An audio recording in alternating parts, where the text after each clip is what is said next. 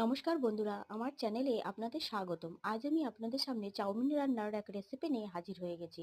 এই চাউমিন রান্না করতে প্রথমে আলুটাকে ছোট ছোট করে কেটে নিতে হবে, ধনেপাতা কুচিয়ে নিতে হবে, কড়াইশুঁটি ছাড়িয়ে নিতে হবে, শসা কুচিয়ে নিতে হবে আর বাঁধাকপি কুচিয়ে নিতে হবে।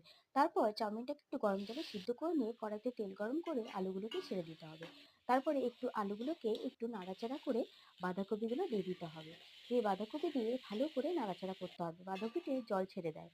তারপরে কড়াইশুঁটিগুলো দিয়ে দিতে হবে। দিয়ে তারপরে নাড়াচাড়া করে পরিমাণ মতো দিতে হবে নুন, হলুদ, তারপর কাঁচা লঙ্কা দিয়ে এবার ভালো করে ভাজা ভাজা করতে হবে।